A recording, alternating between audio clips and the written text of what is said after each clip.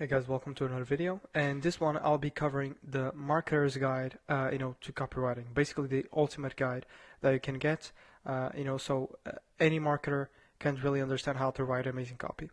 So basically, what we'll cover in this presentation in this quick video is I'll show you the 7 steps to go from, okay, this is really too hard to write, I'm not really good at a copy, to having all of those basic excuses, to being naturally good at writing copy without even thinking about anything, because there are a few things that you can do, so you don't really have to think about stuff because it's a very specific and a very step-by-step process, even if you don't have any experience. So here's an example from my friend Corey which is a CMO at Barometrics. Basically, we wrote this page together, which is having really good results. And he's also sharing with me another landing page that is from an upcoming project that I can't share with you yet, but I can tell you that he wrote that entire page by himself and is probably just as good, if not better, than the one that we come up together. So, with that being said, let's just get started, because I'll show you how to become a beast at this without that much work. So the first secret is it's never about the copy. So it's not about how good your copy is how like 90% of the success is defined by the research that you do before we even start doing the copy. So here's the secrets to great research, and what great research is all about is not just asking questions, random questions on your customers about just a random survey. That's not real research. So one, you really need to understand how people use your product to get a result, and how they wish to use a product similar to yours, or how they perceived the ideal solution to be. And also understand what's the desired result that they want. For example, they might want to automate a task, they might want to save time, they might want to save money, they might want to save time so they don't have to hire someone to fill that void. And then understand what's the problem they want to fix. So for example, their CRM is not efficient enough and stuff like that. So that's basically all of this research. We basically really use it to write landing pages, to write ads, to write content. This is basically 90% of defines like 90% of the success, and you need to understand this research before we even move forward. So secret number 2 is the slippery slide. It's basically a concept popularized by Joseph Sugarman, which is an old school copywriter from the 70s and 80s, extremely successful guy. And it was popularized in this book, which is kind of old, from the 90s or something. But it's like the perfect example, which basically mentions that every line in your copy or every section in your copy, the only goal that section has is to get you to read the next one and the next one and the next one. And by the end of the sales letter, or by the end of the landing page, in this case in modern times, you'll be able to understand how the product can help you and maybe take the next step. That's the effect that you want to have with all of your landing pages and your ads and stuff like that. So basically what you need to do is you break every little thing that you're going to do into sections, right? And once you break it down to the sections, they only have one goal. So that way you only have to think about one thing at a time, and it makes it way easier. So I'll get to that in a second when I'll show you secret number 3. So secret number 3 is use proven formulas. And what this means is you'll have a formula that consists of different sections. So it tells you exactly what to write and where to write it. So you follow a proven sequence, and everything flows together, and you don't even have to think about it. So you might be thinking, okay, why do they work? How can something that is always the same work every single time? And the reason is human nature doesn't really change, and the thought process of someone going through the buyer's journey is always the same, regardless of times and generations, stuff like that. So it's always the same. So it makes sense that the formulas that you use are also the same, because they're proven, right? So in my case, here's my SaaS landing page formula. You can basically use it to take an idea, take your product, and explain it the best way possible using this formula. It's a formula that I use with all my clients, It converts super well because they got really good results. It's universal because I've worked with many different companies from many different industries with very different products, and they've worked really well across all of those variables. And makes it extremely easy to write, because I spent 4 years optimizing it, so it's like super easy to write, because I've written landing pages in less than an hour using this thing, as I just use it all the time.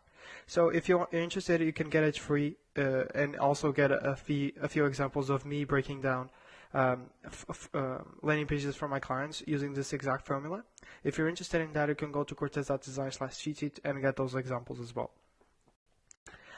Then secret number 4 is you need to write great headlines, right? And great headlines should only grab their attention. It's not about explaining anything in the headline. So what you want to do is you also want to use formulas. So for example, in my landing page formula, here's a formula for the headline at the top, is how to get results without the main problem that they have. I'm not going to break it down because you can get that using the link I mentioned. But basically what you want to do is you don't want to explain anything in the headline. Well, what the headline does is it creates curiosity, and it talks about the thing that you want to mention, like the point. They are like very short, very direct, and they create curiosity. That's all they do. And basically the headlines explain the what and the why, and I'll show you a few examples, but they don't really explain the how, because otherwise they wouldn't grab their attention. They wouldn't be short enough.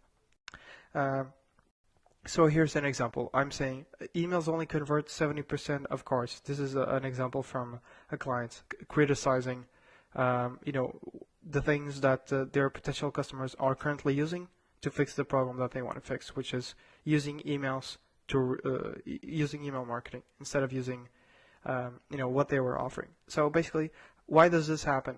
They basically show that inboxes are very crowded, and you're competing with tons of other people doing email marketing. Then here's another example. The headline tells you the what they are doing, and basically this is a SaaS that was offering a software where you can schedule all of your workplace meals in one platform. And basically, we are saying, see your meal calendar up to 30 days out. It doesn't explain how. It just tells you what you want to hear, which is scheduling 30 days in advance, right? So secret number 5 is, now that you have really good headlines, is you want to make the body copy useful and not boring, that people wouldn't read. So basically the headlines explain the what and the why, and they grab people's attention. And then the body copy explains how that works. So for example, if we go back to that example, we say inboxes are crowded.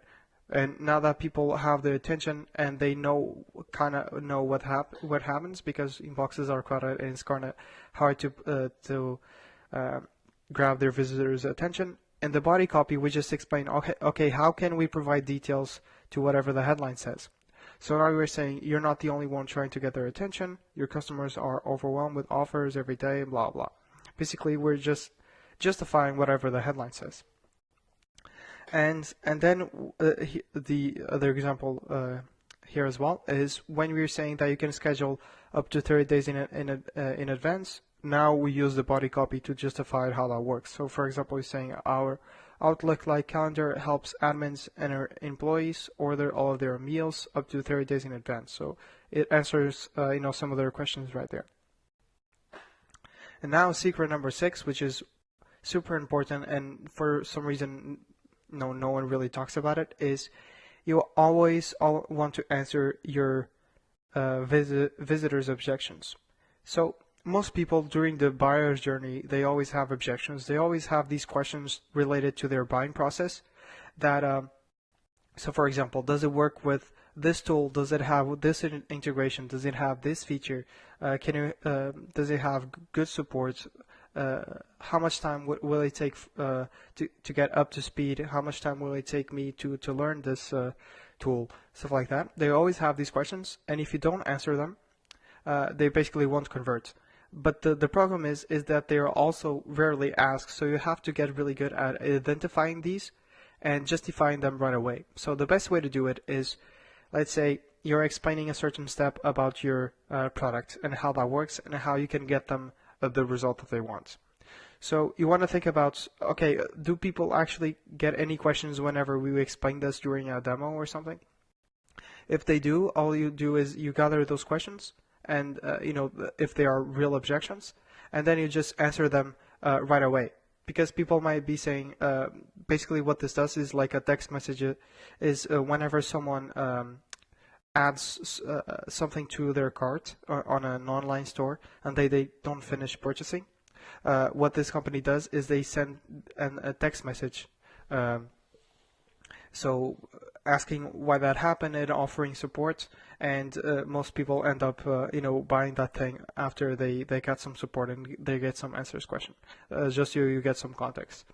And what happens is whenever that client used to explain this during the demo, is people, the clients would ask, the people on the demo would ask, okay, how many people reply to these texts? Is this an automated bot? Is this something that is going to ruin my brand? So basically what we did is we just answered those questions right away, because naturally people would think of these objections, but we didn't even give them the time to hesitate because we answered them right away. So if you answer them right away, they basically won't be afraid to take the next step because you answer all of their concerns. That's the thing about answering objections. That's the whole point.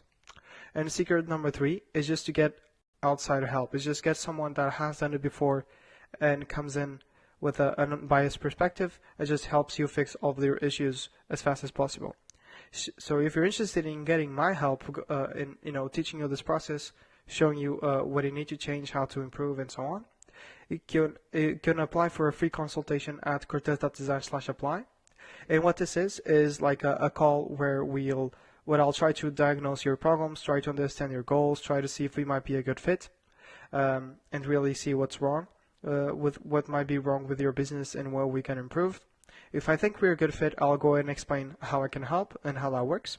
And if you're not a good fit, I basically won't have anything to sell to you because I only work with good fits because I'm picky with my clients. So that's about it for this video. If you're interested in that, you can go to cortes.design/apply, and looking forward to share more videos like this. Cheers.